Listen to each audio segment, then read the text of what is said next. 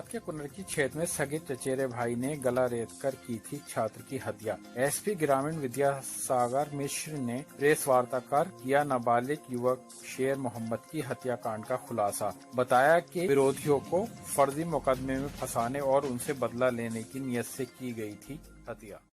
कुनरकी के ग्राम ढकिया जुम्मा में 5 नवंबर की सुबह 15 वर्षीय किशोर की गला काटकर सनसनीखेज हत्या कर दी गई थी, जिसमें पुलिस ने मृतक के चचेरे भाई को हत्या के जुर्म में गिरफ्तार कर जेल भेज दिया है।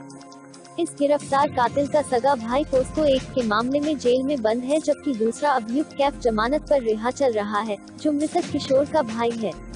बलात्कार पीड़िता के परिजनों को हत्या के मुकदमे में फंसाने के लिए साजिश रची गई, लेकिन शातिर कातिल खुद अपने ही बनाए हुए जाल में फंस गया।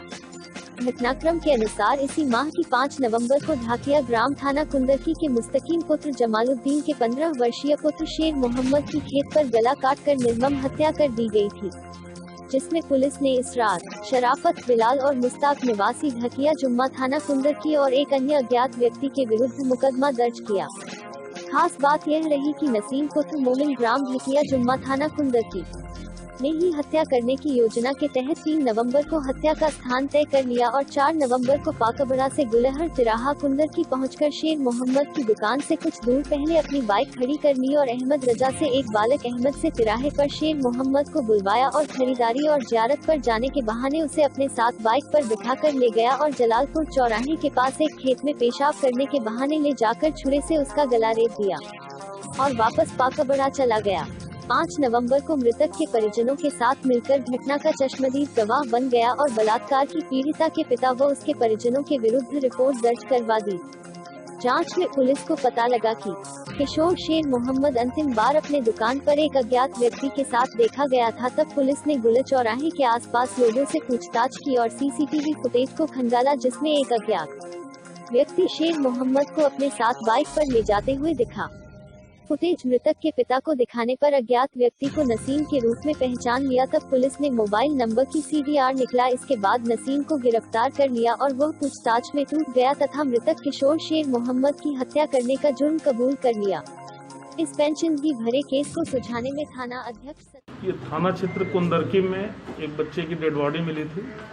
इस संबंध में पहले जब जानकारी की गई तो यह प्रकाश में है कि बच्चा ढकिया का रहने वाला है और इसके गले काट करके हत्या की गई है।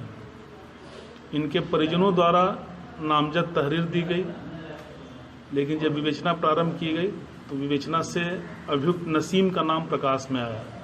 नसीम जो मृतक है उसका चचेरा भाई है और इसकी पृष्ठभूमि में नसीम और मृतक दोनों के भाई एक दुष्कर्म के मामले में आरोपित थे। जो इस घटना का अभियुक्त है उसका भाई दुष्कर्म के आरोप में जेल जा चुका है और लड़की वालों के परिवार के ऊपर दबाव बनाने के उद्देश्य से और फैसला हो जाए, इस उद्देश्य से नसीम ने अपने सगे चचेरे भाई की गला काट करके हत्या कर दिया। कहाँ हत्या की थी ले जाकर के सर? ये नसीम जो मृतक है एक दुकान पर काम कर रहा था। उस दुकान पर ये अपने पहचान को छिपाते हुए किसी अन्य के माध्यम से उसको बुलवाया और ले जाकर के कुंदरकी बाईपास पर इसका गला काट दिया। पुलिस के सामने पूरा मामला किस तरह के सामने आया? पुलिस के द्वारा जब विवेचना प्रारंभ की गई तो ये जानकारी हुई और इलेक्ट्रॉनिक सर्विलांस के माध्यम से और हमारे ASP highway Shri Anil Yadav, CO सलोनी अग्रवाल और थानाध्यक्ष कुंदरकी, सर्विलांस टीम प्रभारी नीरज, आप लोगों के द्वारा साइंटिफिक एविडेंस कलेक्ट करते हुए, चूँकि इस घटना में जो मर्डर की घटना है इसमें नसीम के द्वारा अपने आप को आई विटनेस बताया गया कि मेरे सामने जो पुराने अभियोग हैं उसके जो वादी हैं उनके परिजनों द्वारा हत्या की गई, जबकि यह हत्या इसके द्वारा खुद की गई थी और हत्या का दूसरे के ऊपर आरोप लगा करके अपने आई विटनेस बन रहा था। और इसके कब्जे से जिस आला कत्ल से हत्या की गई वो आला कत्ल बरामद हो गया है। घटना के दिन जो ये पहने हुए कपड़े और मृतक का जो मोबाइल था वो भी बरामद हो गया।